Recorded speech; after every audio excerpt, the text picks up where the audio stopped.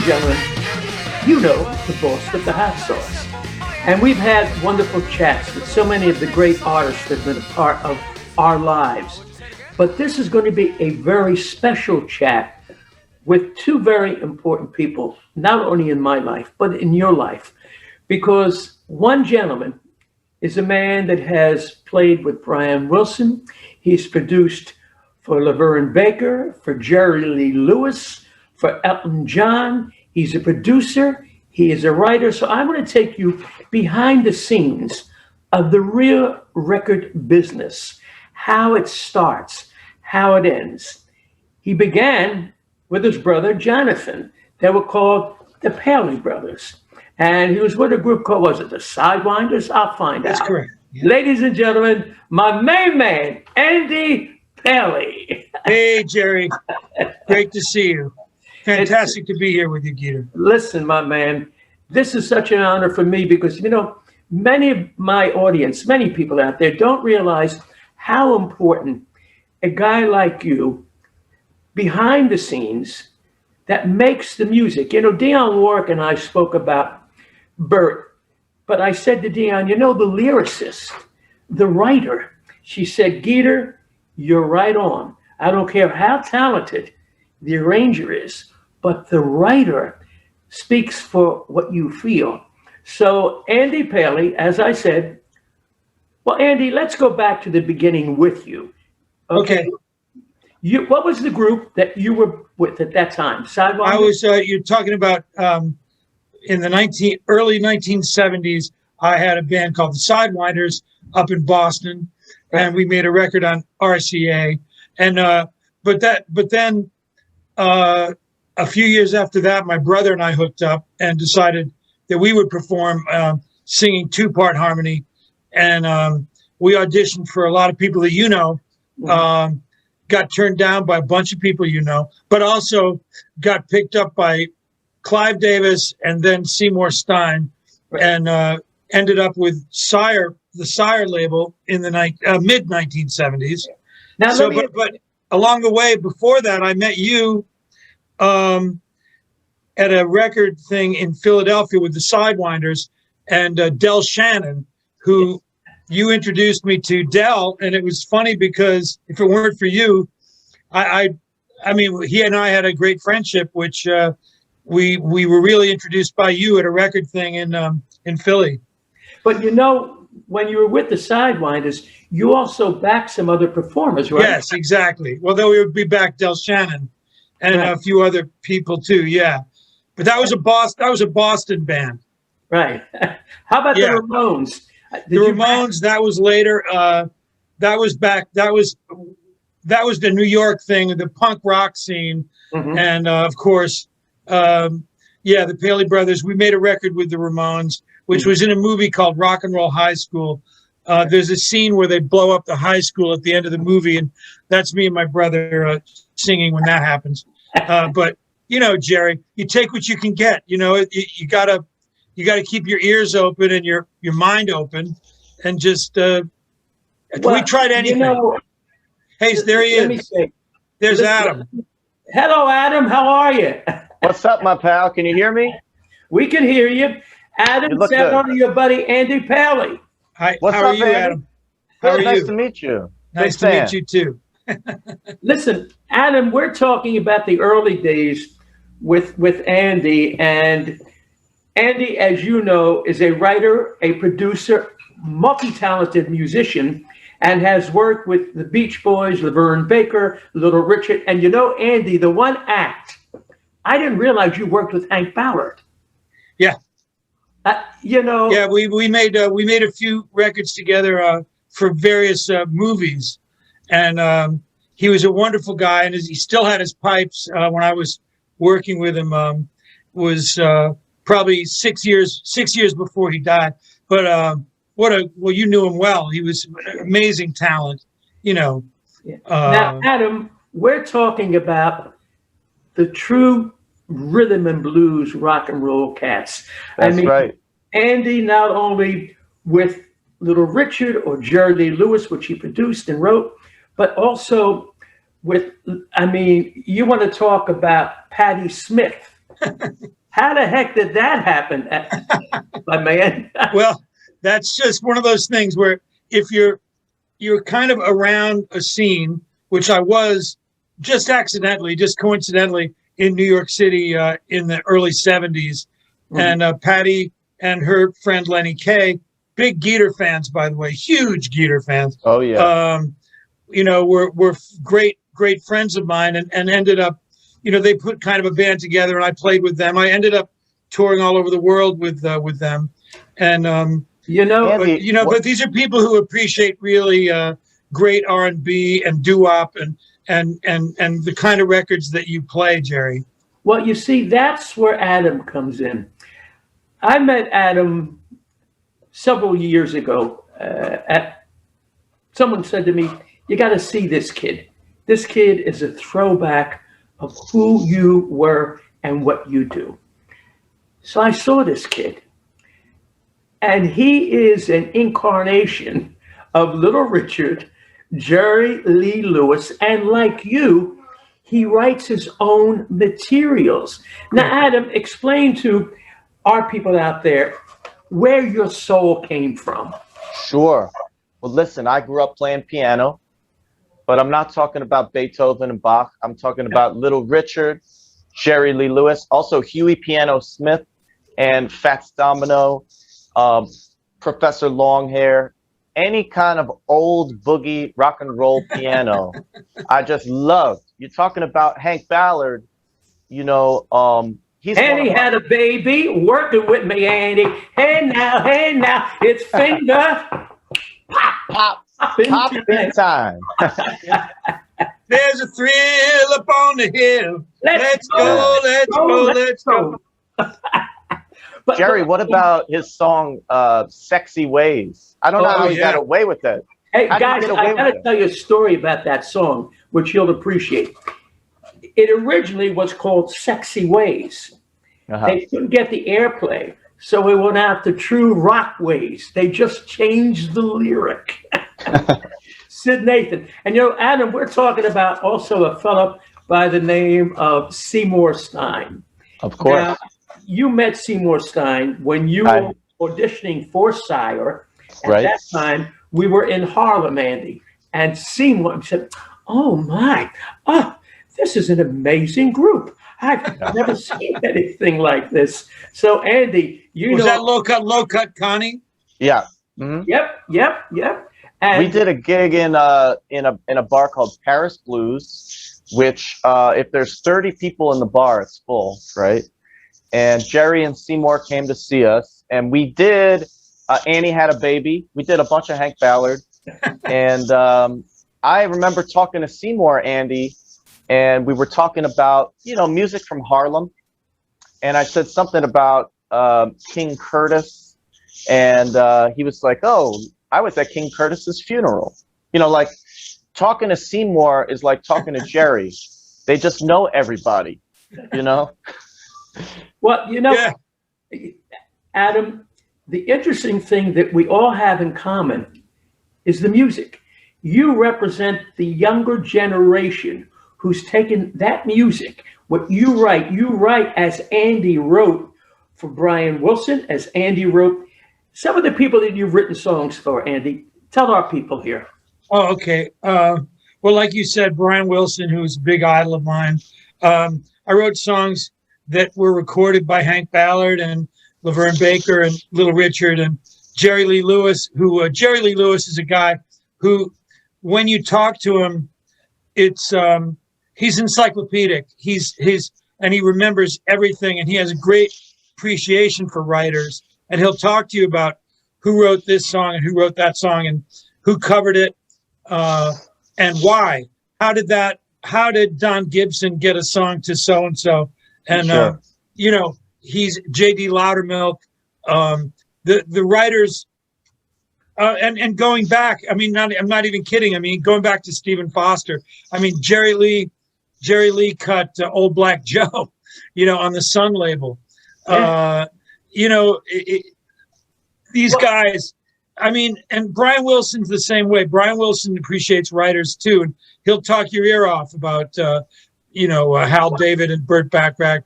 any of the Brill Building teams, Goffin and King, Barry Mann, Cynthia Wheel, all of this stuff, and then of course Bob Gaudio and Bob Crew. The writing teams, all of that stuff is important to people who create this stuff. Usually appreciate the other creators of the music. How do you write, Andy? How do you write? Jerry, for me, it comes walking down the street is sometimes the best thing. Sometimes sitting at the piano, you can sit there and get nothing, and you can wait and get nothing. But you could be riding on a train, you could be riding your bicycle, walking down the street. All of a sudden, you get a great idea. For me personally, I think I'm best when I'm not even holding a musical instrument, just walking around. Well, how do you write for? For various artists. How do you write for Brian Wilson? And okay.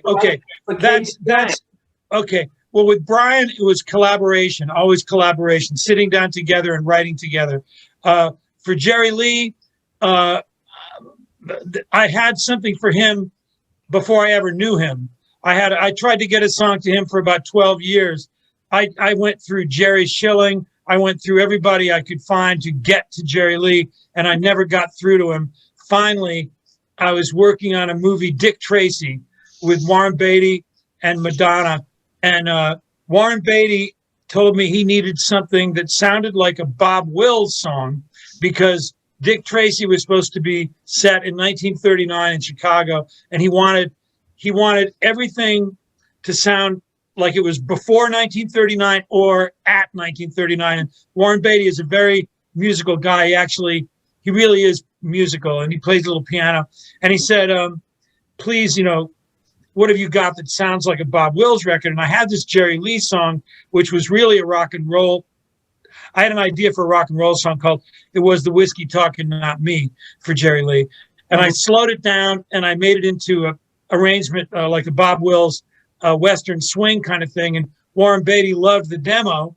And within 2 weeks, actually more like a week, I was in Memphis with Jerry Lee. I mean, Warren Beatty set the whole thing up. I mean, that's the power of Hollywood. I've been trying to get that song to Jerry Lee for 10 years, and I couldn't get anywhere. But Warren Beatty made one call, and all of a sudden, it's getting done. Andy, it's the association of show business, and like Adam, where do you come from writing? What is your inspiration in writing? Well, I sit at this piano. Okay, I'm one of these people that I gotta go to the office. I gotta punch the clock. So every day I gotta sit down, and maybe I'm playing somebody else's songs. Maybe I'm playing my own songs. Maybe I'm learning a new piece of material. But I just gotta pick up my briefcase and go to the office every day. If I get a song out of it, cool. But you know what else, Andy? I don't know about you, but I have written so many songs stuck in traffic. Yeah. Like something about sitting in traffic, and it's the most frustrating experience you'll ever have. And Where do you live, Adam? I live in Philadelphia, so I'm stuck in traffic all the time. Oh, well, I just moved from LA, so I got you beat traffic-wise. Oh, I bet. Right. But at this point, I'm in Vermont, and there's nobody on the road, so maybe I'm going to dry up. I'm going to have to find some traffic. Hey, listen, talking about traffic, Kenny Gamble wrote Expressway to Your Heart. There you go. Dating Dee Dee Sharp, and he had to get to her. He was on the expressway, and he was going to be late. So that's the greatest Young Rascals song that isn't a Young Rascals song. It sounds just like the Young Rascals. Yes. Well, was that recorded at Sigma, Jerry? It was recorded at Sigma. As a matter of fact, the funny thing is, Adam, I don't know if you realize this, but we just said something about the Soul Survivors. You truly now remind me when I see you working with that same energy that they had. It was a whole thing. And that's what the industry is about, Andy. The energy. It's energy. Oh, yeah. I learned it from watching you, Jerry. Come on. I mean, Andy, let me tell you something. Jerry is more than 40 years older than me, and I see him. He's the only person I know, and I tour the world. I do 200 shows a year. I travel to Europe. We go to Australia. He's the only person I know in Philadelphia. When I run into him, he's doing more gigs than me. Okay. I run into Jerry. Where were you working last night? Where are you working tomorrow night? Where are you working on Friday? Where are you working on Saturday? I mean, like, Adam, that's the lifeline of what keeps us going. It's really the people. I mean, I'm out in front, but for the people watching, these are the guys that make it happen. These are the true performers whose love of rock and roll and country and western and rhythm and blues. Andy, he worked with Laverne Baker. Adam, tell him about that, Andy, about working with Laverne Baker. Okay. Laverne, we did a song with Doc Thomas, who was a great songwriter. Doc and I wrote something for Laverne, and she I'm trying to remember. I'm sorry, you put me on the spot, but it's not hitting. It was a blues song, and she really dug it. She was living in the Philippines at the time because she was doing USO tours. That's how she was introduced to that whole world, which is a whole nother scene. I've never been part of that, but Laverne was dedicated to the USO and ended up living in the Philippines. She flew back to New York, and we cut the song, Doc and me and small band, and that led to a few other songs. But she was a very high energy, old style, almost vaudeville performer. Her sense of humor and her Jerry, I can't say some of they're X-rated. A lot of the stories are X-rated, and I don't know what kind of people. Who's going to see this? Adam and Andy, that she was responsible for Johnny Ray. Johnny Ray would go to see her when she worked at Flame Show Bar in Detroit. And if you listen to Johnny Ray's phrasing, when your sweetheart tells a letter, he said to me, because we worked together many years before he passed, and he said, Geator, my idol was Laverne Baker. So, you talk about Laverne, you talk about Ruth Brown, man. Yeah. Hey, Andy, Laverne Baker, I did a song of hers on my show a couple weeks ago that she did a duet with Jackie Wilson. I know, that's X-rated too. Yeah, so I wanted to do a show. I know they talk about ice cream, and we're not going to get into that, right? Exactly. So I have a lot of young fans who Jerry, love what did you get me into? What did you get me into here, Jerry? This is the modernization of what Jerry. It's honest. Jerry, I didn't know we were going to work blue on this thing. Yeah. Andy, come on, it's Philly. We do a show, and we have people that love Cardi B. You know Cardi B, right? Yeah. So I wanted to do a show to show people that there's nothing new under the sun. And where did Cardi B come from? So we did like the history of dirty songs. Working with me, Andy. Yeah, and one of the things we did was we did the Laverne Baker and Jackie Wilson song. Oh my God! And the thing is, Andy, the hit version on the radio was clean. I know. Think twice. That's right. Think twice.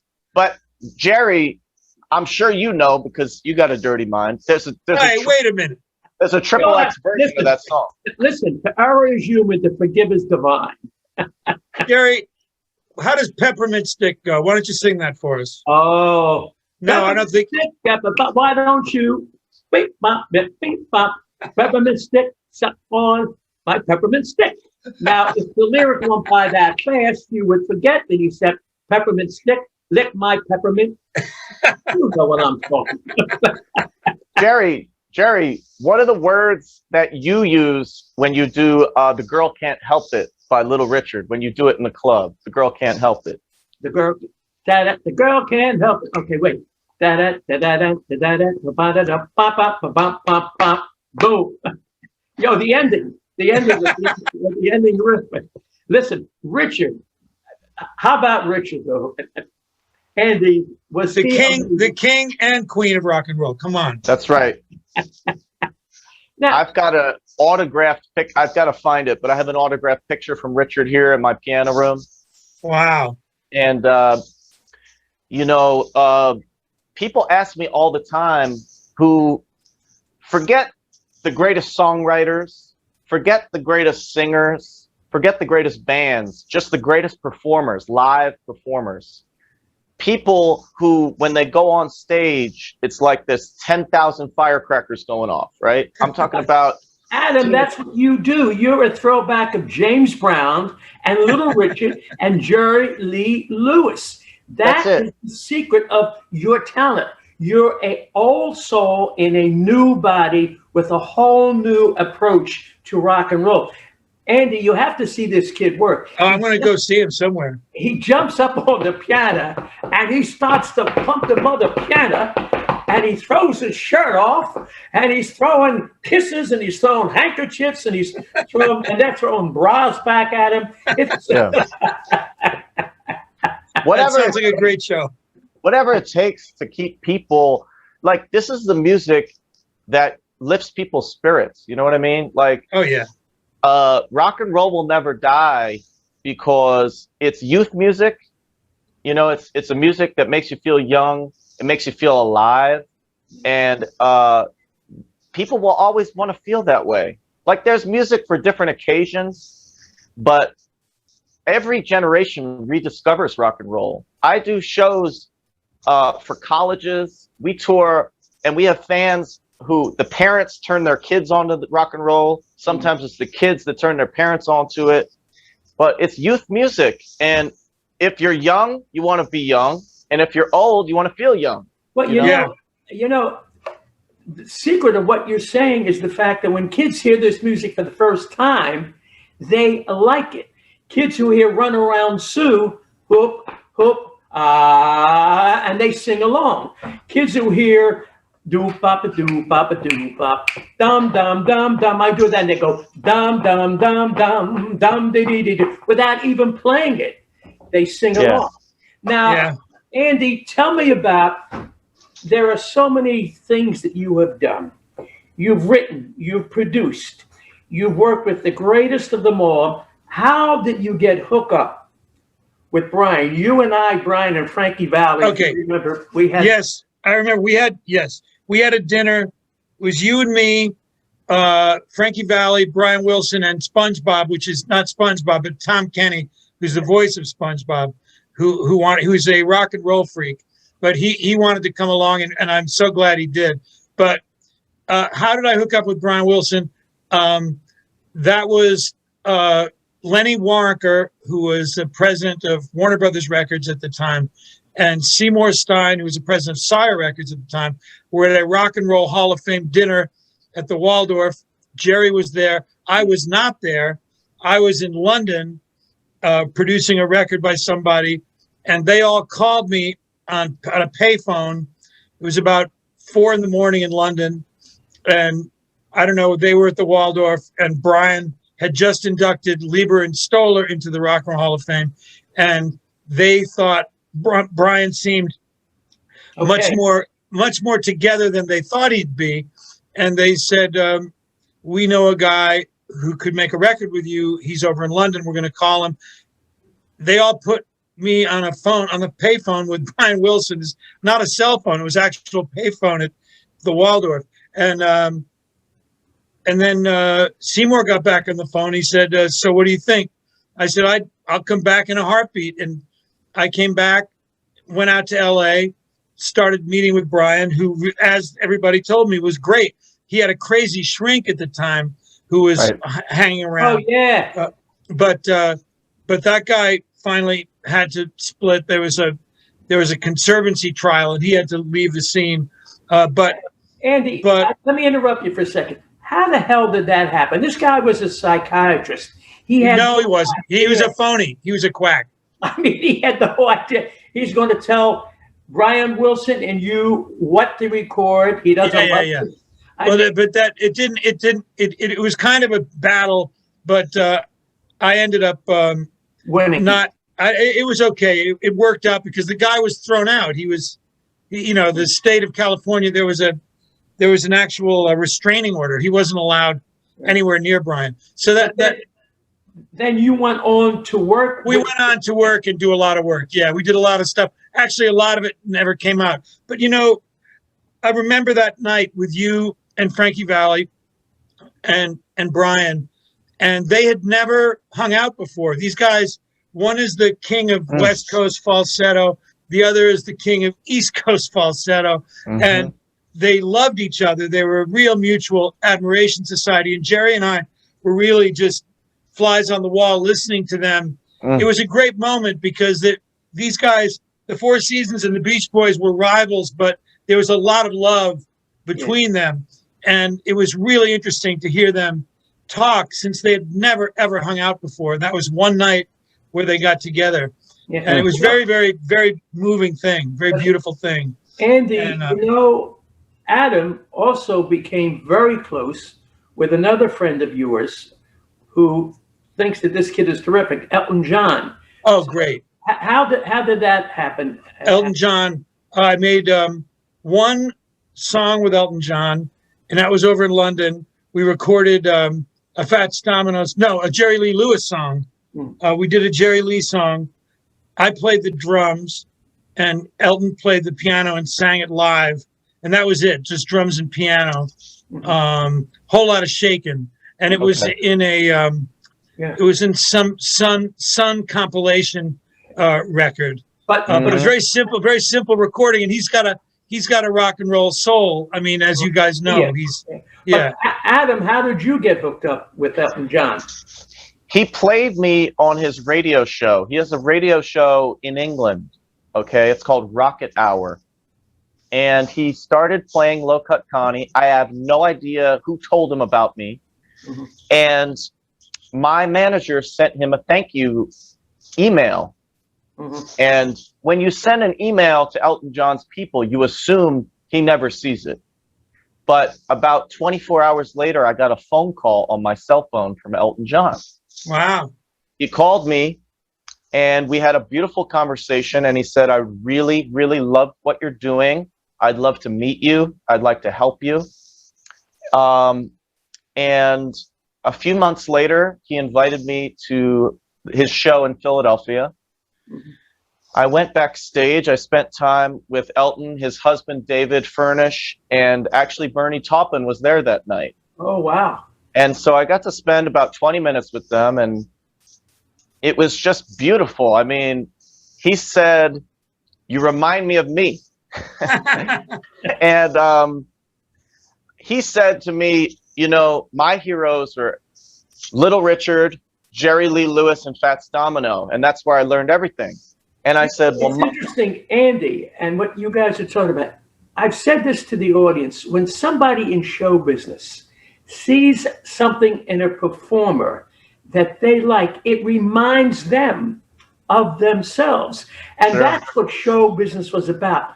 Everybody would help each other. Back in the day, and if you were on stage and the other act was coming on, they were the wings looking at what you were doing, and they were going to do the same move that you were doing because you learned from each other. But that was the family. Is that still today like that, Andy? Well, it sounds like, it sounds like there's hope. I think there's hope. Let's put it that way. If Adam is getting invited backstage by Elton John, and and I'm getting a call once in a while to do something with someone I admire, then I think there's a ray of hope for what you're talking about. I think the days you're talking about, Jerry, from the 50s and the early 60s, it's not as good. Obviously, right now, it's not as good as that. But we can hope, and we can keep trying. I think I just met Adam for the first time, but I get a great vibe from him, and I know, I have friends who we share this feeling that we're keeping it alive. We're having fun. The main thing is that we have fun doing it, and then because if you're faking it, the audience is going to know. So you've got to be enjoying yourself, and then what you're talking about, that kind of give and take and camaraderie, is going to happen naturally if you really love what you're doing. So who did you just meet? You said you just met someone. I just met Adam. There you go. That's what I'm talking about. Yeah. You know what? You know what gives me hope? I have a lot of young fans who are women. We have a lot of young girls who are going to rock camps and playing in rock bands. Like, it's not as cool. Rock and roll is not as cool anymore with young men, but it's cool with young women. And I have this feeling that in 10 years, these young women who are in their teens right now, they're making bands at rock camp. This is like the future of rock and roll. There's Wow. an Etta James out there who in 10 years is going to come out, or a new Aretha Franklin, or a new Janis Joplin. In 10 years, they're all playing guitars and piano and drums. Girls. That's great. Okay, but That's great. I got you guys. But what about the vehicle? You know, Andy, we had radio back then. You had Yeah. Soul Train. You had Dick Clark. You had Hollywood Palace. You had Ed Sullivan. The vehicle, though, Adam. See, you made It's strange. Yeah. It's a whole new, yeah, that part of it is the most iffy part of it, I think, because there's kind of an oversaturation of media. So it's interesting. I was thinking about that before, like when we were talking about old records and records that last, you know, these days, every commercial, I'm not going to say every commercial, but 80% of commercials on TV are using some record that we've all heard for years. And these days, I know just from being a songwriter and have friends with other songwriters, one of the biggest ways that records songs get out there these days are in back of some commercial or in a television show or in a movie. So there isn't a DJ necessarily playing anything because the DJs are disappearing, but there are these other outlets, like, you know, you're watching some commercial for hot chocolate or I don't know what, anything, and they'll be playing a, you know, Expressway to Your Heart, which I think was some ad. You know, it's like, if you really sat down, one day I sat down for a couple of hours and I just channel surfed and I wrote down, and I had a list, a whole page, and everything was coming from some song that we all know, you know. But and I mean, talking about movies, you also did Rage in Harlem. Do you remember? I did. that? Yes, that I had Little Richard on there, and I can't even remember who else, but Little Jimmy Scott. Yes. Ah. Now, Adam, that if you say to Frankie Valli, Frankie, your influence, he said, Geator, Little Jimmy Scott, man. I mean, the Savoy record label, Herman Lewinsky. There's another gunner. But Yes. Rage in Harlem, Adam, this is a great story. We were there for the premiere because Andy did the movie, and Sammy Davis's mom. Do you remember? Yes. that? Yes. Introduce you to Sammy Davis's mom. Yes. And Jerry, we were at the Apollo Club in Harlem. Yeah, Apollo Theater, I mean. Yeah.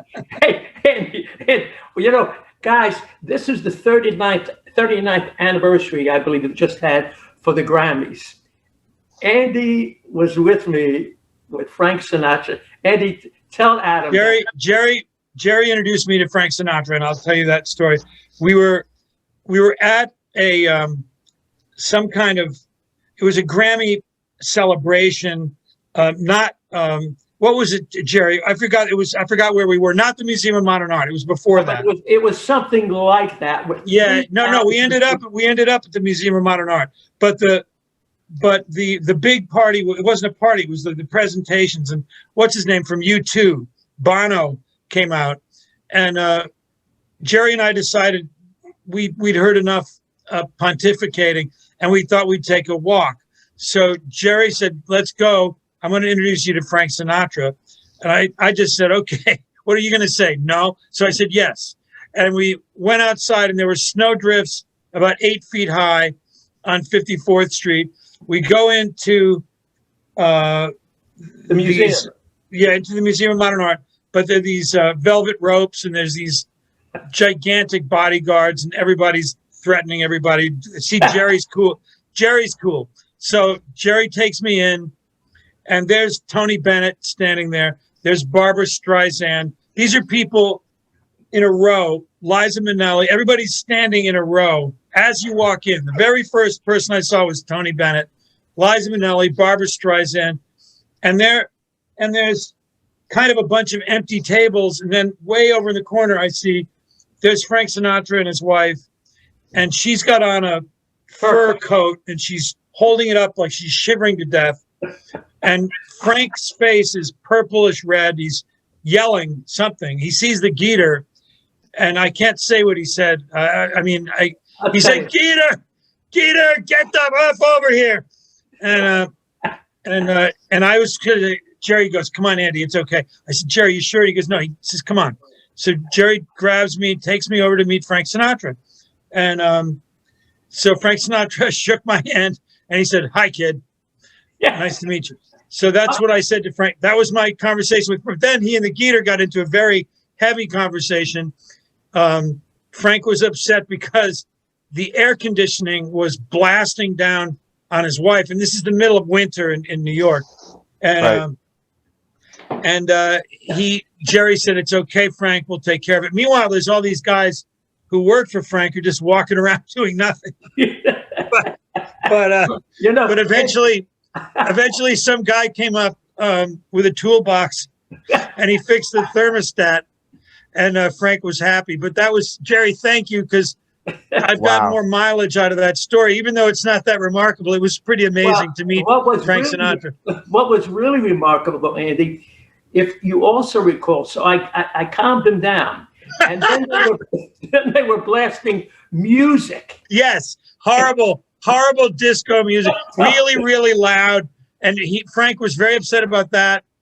But there was that, yeah. Jerry took care of everything, but it was amazing that everybody in that room was just standing around like it was like the Wax Museum.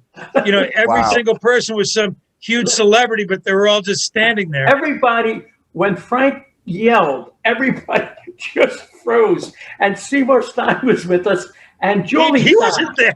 Was he there? Yes, yeah. And Julie Stein was there. And yeah. Seymour said to Frank, your friend Jolie Stein, don't got excited. He looked at Seymour and said, "Hold up, are you?" And Seymour just like it. So I said to Frank, what you remember what was happening. He had headsets, earphones. So I went over and I pulled the plug out of the speaker. So he couldn't. He turned to me and said, "You're the guy that knows what to do here." Yeah. And with that, the barber said, "Come on, Frank. Come on, Frank." And as he's going down the escalator, he's waving like nothing happened. Yeah. That was an amazing little thing. Yeah. Wow. Jerry, didn't he love your mom's meatballs or pasta or what? Frank was a true Italian. You know, he not only loved the meatballs, but the pizza. We used to go to a place called Rocky Lee's on 2nd Avenue. And then there was a joint in New York called Separate Tables, which was owned by, Louis Dome. I don't know if you know who Louis Dome is. A good guy, a good friend of Frank's. And you'd be out 5 a.m. eating with these guys. Me, I'd lay low. I'd drink and I'd come back to Philadelphia back in those days. But Andy, as you look back at the wonderful experiences, and Adam, this is something which is so great. You have the orchestra now, which is still doing things, right? Once in a blue moon, not that much, because of COVID. Okay, how did you get hooked up? Listen to this, Adam. How did you get hooked up? You've done movies and all that. What got you involved with SpongeBob, where you produced that for him? There was a cartoon called Ren and Stimpy, which was a long time ago. Adam knows it because Adam's exactly the right age. Yeah, great songs. Yeah, and Ren and Stimpy. And I introduced I still have a great friend, Billy West. Billy introduced me to my wife by a series of coincidences. These are all, Jerry, these are the Mel Blanc type people of today. So yeah. Billy is a great voice guy, brilliant voice guy. And Tommy Artolino, obviously Paisan, Tommy Artolino, was in a band called NRBQ. Oh, yeah. And that stands for New Rhythm and Blues Quartet. Tommy introduced me to Tom Kenny, the voice of SpongeBob. And I had never heard of SpongeBob, but he said, this is really true, and Tom Artolino is gone now, but I'll never forget, he said, you guys should write songs together. And it was such a weird thing to say, because Tom Kenny had never written songs. He was just a stand-up comedian and a voice guy, and he was the voice of SpongeBob. But it turns out Tommy Artolino was right, because we wrote these songs together, and we've done very well. We had The Best Day Ever is kind of like, for that show, is like an anthem. And then we decided to make an album, and we rounded up just people we liked. Number one, Jerry Blavat. We got to be the DJ on the album. The Soulful Tuna. We gave him the Tuneful Tuna. We gave him we gave him an alter ego, and then we got James Burton. We got session players. We like Nino Tempo's on the record, and we just had a good time with it. But kids, that's kind of like introducing kids to music that they wouldn't have heard grooves like the grooves we got into. Let's put it that way.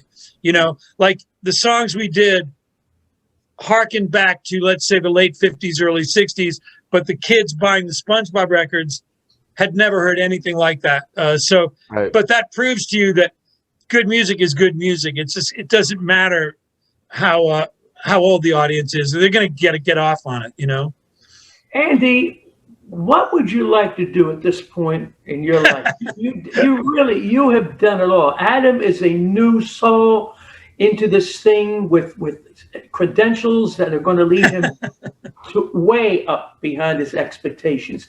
But you and I, we've been around. Okay, what haven't you done that you want to do? You did movies, you did writing, you worked as a musician, you worked with Brian Wilson, you worked with Elton John. What do you feel that you haven't accomplished that you would like to accomplish? Well, here's one thing I've got going, and I'll send you guys. I'm going to send both of you guys some stuff. But I work with some girls I put together a band with some girls in LA. It's funny because Adam was talking about women playing music, but I've got these girls called the Damsels, and I'm going to send you the Damsels stuff. I'm very, very excited about it. I've been doing it in dribs and drabs, grabbing them from time to time and getting in the studio. This COVID thing kind of put a damper on everything, but I will send it to you because I'm really, really proud of it. And I mean, I'm open to anything beyond that, Jerry. And I mean, maybe Adam and I'll do something someday. You never know. Well, listen, I think a combination, because you have the same soul. Sure. You and this man here, Andy Paley, Adam, represent the music that you love. And we all understand that music is what makes people happy. Sure. He made music. You make music to bring people together in this divided world. We need Adam. We need an Andy. We need people who understand to work together. To bring people together is more important than dividing people together. You're right. You're right. No, Jerry, I'm glad you put this together today because it's giving the opportunity to meet Adam, and I really appreciate it. Well, this is why I love hanging out with Jerry, because I always make new friends. I always make new friends with Jerry, and Jerry's friends with everybody.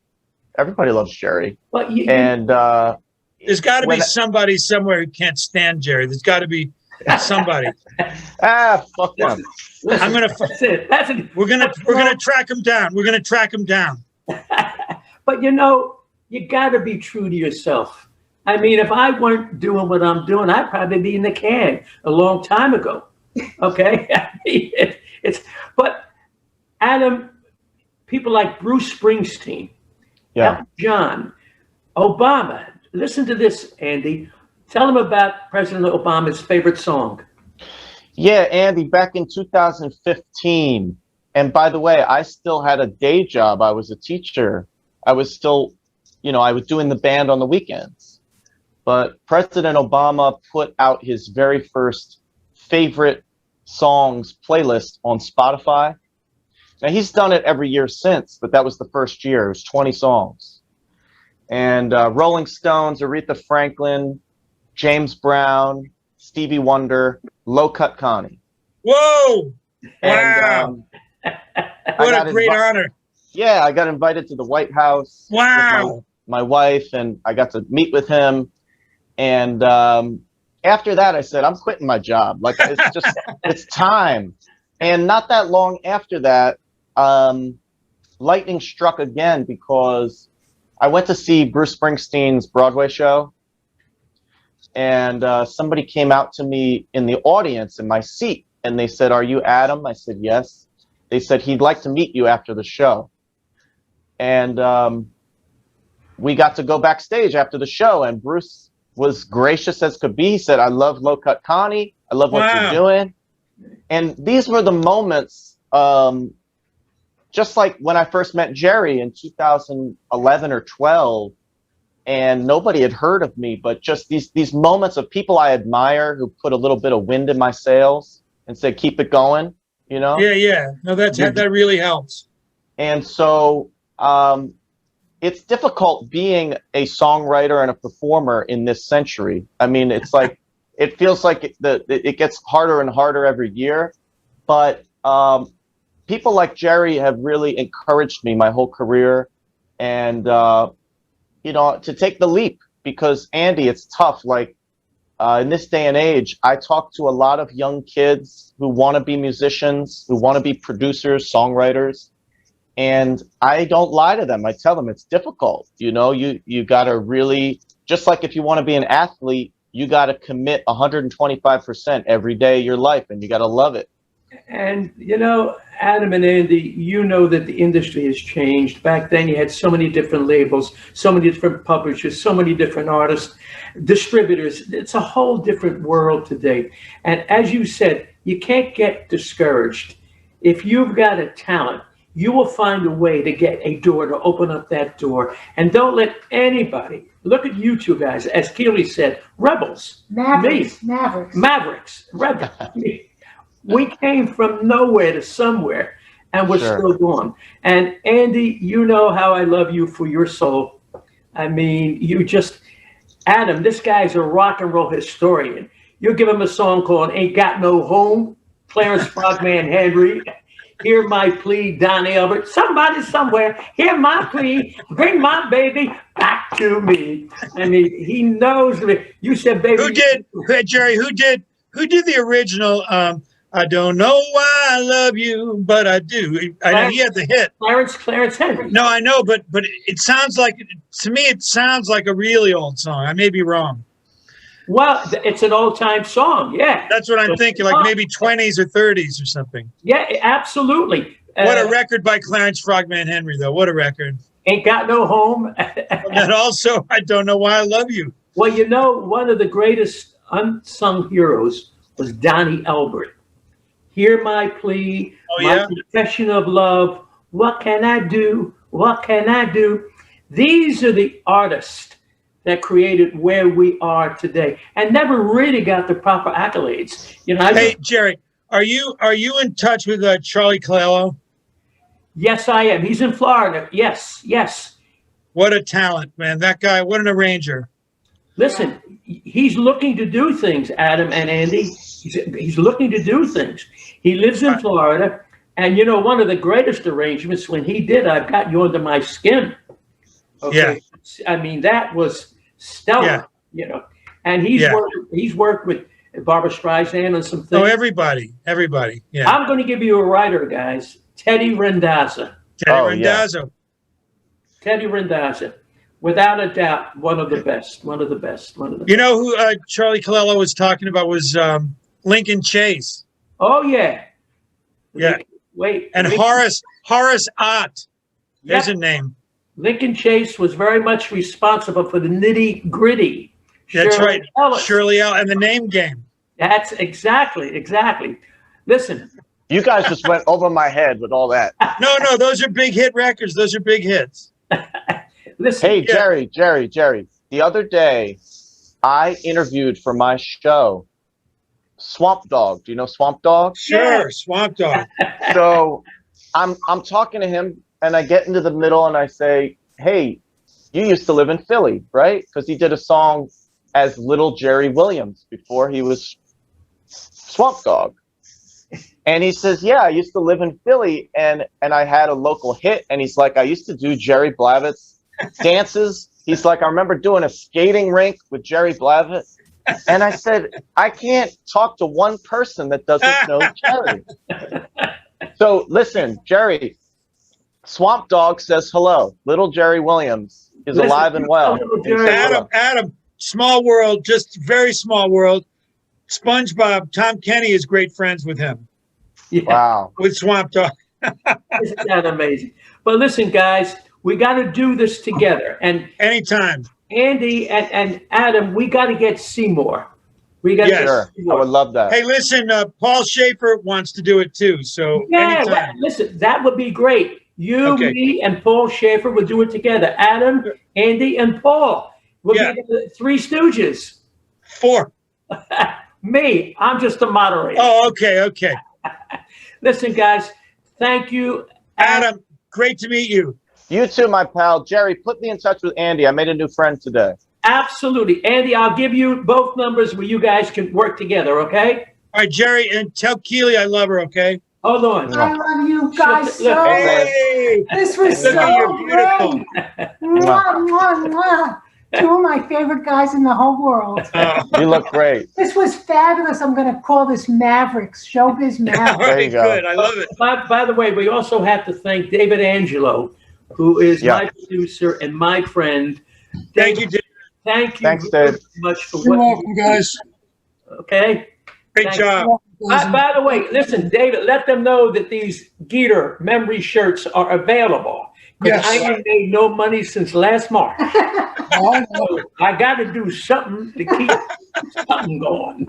That's Keep the lights on. God bless you. All right. See you later, guys. Love you, Jerry. Take care, Andy. Bye, guys. Bye-bye. Bye-bye. Andy Paley is a very, very talented and wonderful music man. Andy Paley is a fine musician. He is responsible for lots of wonderful music in the world. Oh yeah, Andy Paley. Oh yeah, I respect you. You are a wonderful musician and producer, and you make great music that I love to listen to. Andy Paley is a music legend. He's a wonderful man. He's very talented. Oh, Andy Paley, what a fine person. What a remarkable human man. Oh. And